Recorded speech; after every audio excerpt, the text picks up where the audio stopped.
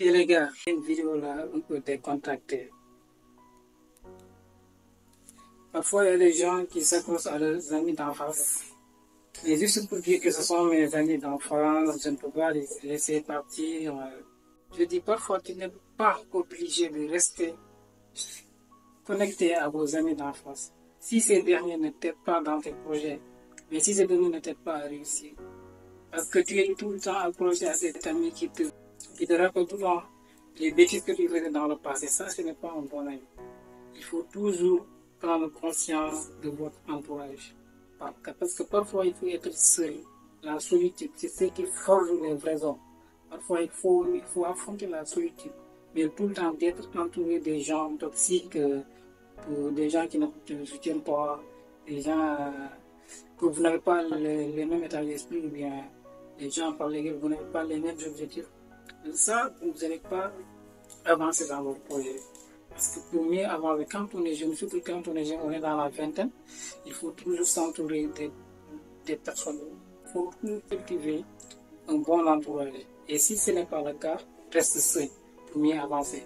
J'ai un camarade qui me disait souvent qu'il a un ami d'enfance, mais pourtant son ami, il dit que son ami lui rappelle les erreurs qu'il faisait dans le passé. En plus, je lui ai dit que tu n'es pas obligé de rester ami avec une personne qui ne te respecte pas, qui ne te soutient pas. Ça, il faut mieux vous quitter. C'est mieux. Parce que dans la vie, il y a un stade de notre vie, il faut qu'on soit entouré de bons gens, des gens qui nous soutiennent. C'est mieux quoi. Vous n'êtes pas obligé de rester ami à des gens qui ne vous soutiennent pas.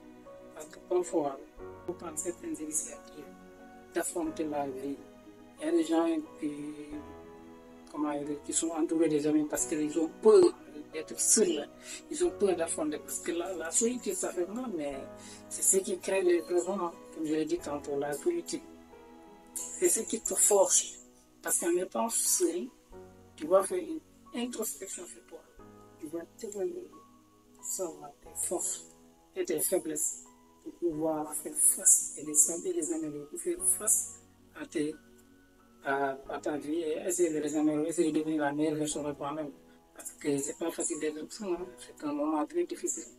Et pour moi, c'est ce qu'il faut un jeune de vingtaine, surtout la jeunesse africaine. Parce que je suis africain, c'est ce qu'il nous faut parfois.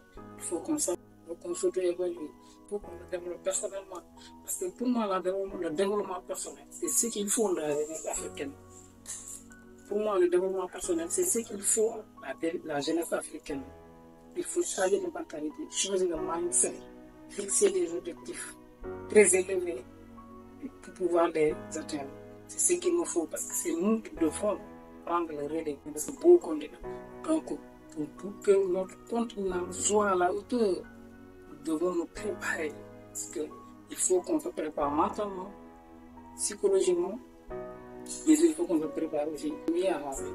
Donc, il y a des gens même qui aiment à regarder une vidéo à but. Ils sont tout le temps sur TikTok en train de scroller, de regarder des vidéos de divertissement. Et pourtant, le temps est la ressource la plus précieuse que nous possédons.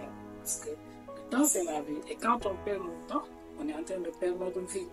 Et le plus triste, c'est même quand tu te divertis, ce n'est pas toi qui tue le temps, mais c'est le temps qui te tue.